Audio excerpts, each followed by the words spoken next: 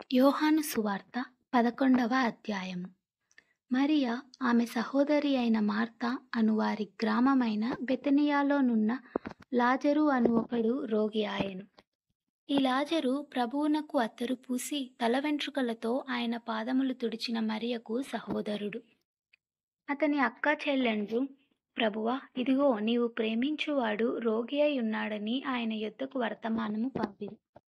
యేసు అది విని, ఈ వ్యాధి మరణము కొరకు వచ్చినది కాదు గాని దేవుని కుమారుడు దాని వలన మహిమపరచబడునట్లు దేవుని మహిమ కొరకు వచ్చినదనెను. యేసు మార్తను ఆమె సహోదరుని లాజరుని ప్రేమించెను. అతడు రోగి అయి ఉన్నాడని యేసు వినినప్పుడు తానున్న చోటనే ఒక 2 దినములు నిలిచెను. అటు పిమ్మట ఆయన మనము యూదయకు తిరిగి వెళ్ళుదమని తన శిష్యులతో చెప్పగా, ఆయన శిష్యులు, బోధకుడా, ఇప్పుడే యూదులు నిన్ను రాళ్లతో కొట్టజూచుచున్నారే, అక్కడికి తిరిగి వెళ్ళుదువా అని ఆయనను అడిగిరి. అందుకు యేసు, పగలు 12 గంటలున్నవి గదా, ఒకడు పగటివేళ నడిచిన ఎడల ఈ లోకపు వెలుగును చూచును గనుక త్రొట్టిపడడు. అయితే రాత్రివేళ ఒకడు నడిచిన ఎడల వాని యందు వెలుగు లేదు గనుక వాడు త్రొట్టుపడునని చెప్పెను. ఆయన ఈ మాటలు చెప్పిన తరువాత, మన స్నేహితుడైన లాజరు నిద్రించుచున్నాడు, అతని మేలుకొలుప వెళ్ళుచున్నానని వారితో చెప్పగా, శిష్యులు, ప్రభువా, అతడు నిద్రించిన ఎడల బాగుపడుననిరి. యేసు అతని మరణమును గూర్చి ఆ మాట చెప్పెను గాని వారు ఆయన నిద్ర విశ్రాంతిని గూర్చి చెప్పెననుకొనిరి. కావున యేసు, లాజరు చనిపోయెను, మీరు నమ్మునట్లు నేనక్కడ ఉండలేదని మీ నిమిత్తము సంతోషించుచున్నాను. అయినను అతని యొద్దకు మనము వెళ్ళుదము రండని స్పష్టముగా వారితో చెప్పెను. అందుకు దిదుమ అనబడిన తోమ, ఆయనతో కూడా చనిపోవుటకు మనము వెళ్ళుదమని తన తోటి శిష్యులతో చెప్పెను. యేసు వచ్చి అదివరకే అతడు 4 దినములు సమాధిలో ఉండెనని తెలుసుకొనెను. బెతనియా యెరూషలేమునకు సమీపమై ఉండెను. దానికి ఇంచుమించు కోసెడు దూరము. గనుక యూదులలో అనేకులు వారి సహోదరుని గూర్చి మార్తను మరియను ఓదార్చుటకై వారి యొద్దకు వచ్చియుండిరి. మార్త యేసు వచ్చుచున్నాడని విని ఆయనను ఎదుర్కొన వెళ్ళెను గాని మరియ ఇంటిలో కూర్చుండి ఉండెను. మార్త యేసుతో, ప్రభువా, నీవిక్కడ ఉండిన ఎడల నా సహోదరుడు చావకుండును. ఇప్పుడైనను నీవు దేవుని ఏమడిగినను దేవుడు నీకు అనుగ్రహించునని ఎరుగుదుననెను. యేసు, నీ సహోదరుడు మరలా లేచునని ఆమెతో చెప్పగా, మార్త ఆయనతో, అంత్యదినమున పునరుత్థానమందు లేచెనని ఎరుగుదుననెను. అందుకు యేసు, పునరుత్థానమును జీవమును నేనే. నా యందు విశ్వాసముంచువాడు చనిపోయినను బ్రతుకును. బ్రతికి నా యందు విశ్వాసముంచు ప్రతివాడును ఎన్నటికిని చనిపోడు. ఈ మాట నమ్ముచున్నావా అని ఆమెను అడిగెను. ఆమె, అవును ప్రభువా, నీవు లోకమునకు రావలసిన దేవుని కుమారుడవైన క్రీస్తు అని నమ్ముచున్నానని ఆయనతో చెప్పెను.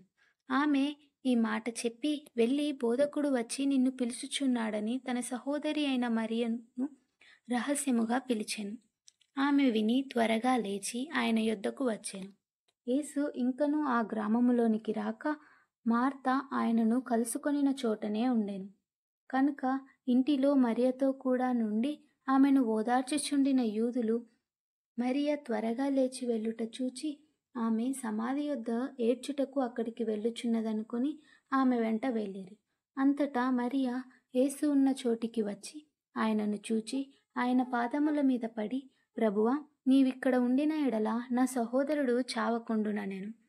ఆమె ఏడ్చుటయు ఆమెతో కూడా వచ్చిన యూదులు ఏడ్చుటయు యేసు చూచి కలవరపడి ఆత్మలో మూలుగుచు అతని ఎక్కడ ఉంచితిరని అడగగా, వారు, ప్రభువా, వచ్చి చూడుమని ఆయనతో చెప్పిరి.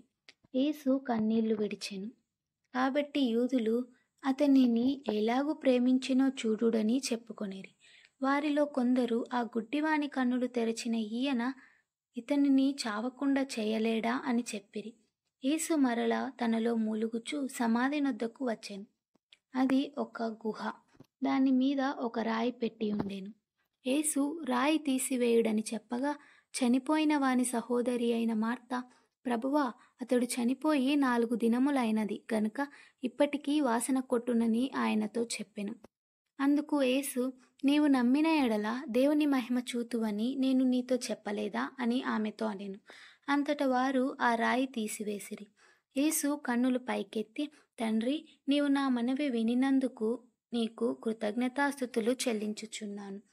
నీవు ఎల్లప్పుడూ నా మనవి వినుచున్నావని నేనెరుగుదును. గాని నీవు నన్ను పంపితివని చుట్టూ నిలిచియున్న ఈ జనసమూహము నమ్మునట్లు వారి నిమిత్తమై ఈ మాట చెప్పితినెను. ఆయన అలాగు చెప్పి, లాజరు బయటకి రమ్మని బిగ్గరగా చెప్పగా, చనిపోయిన వాడు కాళ్ళు చేతులు ప్రేత వస్త్రములతో కట్టబడిన వాడై వెలుపలికి వచ్చెను. అతని ముఖమునకు రూమాలు కట్టి ఉండెను. అంతట యేసు, మీరు అతని కట్లు విప్పి పోనీయుడని వారితో చెప్పెను. కాబట్టి మరియ యొద్దకు వచ్చి ఆయన చేసిన కార్యమును చూచిన యూదులలో అనేకులు ఆయన యందు విశ్వాసముంచిరి. కాని వారిలో కొందరు పరిసయ్యుల యొద్దకు వెళ్ళి యేసు చేసిన కార్యములను గూర్చి వారితో చెప్పిరి. కాబట్టి ప్రధాన యాజకులును పరిసయ్యులును మహాసభను సమకూర్చి, మనమేమి చేయుచున్నాము? ఈ మనుష్యుడు అనేకమైన సూచక క్రియలు చేయుచున్నాడే. మనం ఆయనను ఇలాగు చూచుచు ఊరకుండిన ఎడల అందరూ ఆయన యందు విశ్వాసముంచెదరు. అప్పుడు రోమీయులు వచ్చి మన స్థలమును మన జనులను ఆక్రమించుకొందురని చెప్పిరి. అయితే వారిలో కయప అను ఒకడు ఆ సంవత్సరము ప్రధాన యాజకుడయుండి, మీకేమి తెలియదు, మన జనమంతయు నశింపకుండునట్లు ఒక మనుష్యుడు ప్రజల కొరకు చనిపోవుట మీకు యుక్తమని మీరు ఆలోచించుకొనరు అని వారితో చెప్పెను.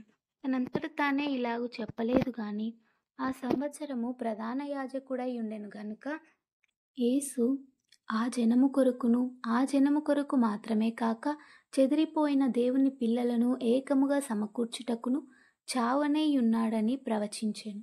కాగా ఆ దినము నుండి వారు ఆయనను చంపనాలోచించుచుండిరి. కాబట్టి యేసు అప్పటి నుండి యూదయలో బహిరంగముగా సంచరింపక అక్కడ నుండి అరణ్యమునకు సమీప ప్రదేశములోనున్న ఎఫ్రాయిమను ఊరికి వెళ్ళి అక్కడ తన శిష్యులతో కూడా ఉండెను. మరియు యూదుల పస్కా పండుగ సమీపమై ఉండెను గనుక అనేకులు తమను తాము శుద్ధి చేసుకొనుటకై పస్కా రాకమునుపే పల్లెటూళ్ళలో నుండి యెరూషలేమునకు వచ్చిరి. వారు యేసును వెతుకుచు దేవాలయములో నిలువబడి, మీకేమి తోచుచున్నది? ఆయన పండగకు రాడా ఏమి అని ఒకనితో ఒకడు చెప్పుకొనిరి. ప్రధాన యాజకులును పరిసయ్యులును ఆయన ఎక్కడ ఉన్నది ఎవనికైనను తెలిసియున్న ఎడల తాము ఆయనను పట్టుకొనగలుగుటకు తమకు తెలియజేయవలెనని ఆజ్ఞాపించి యుండిరి.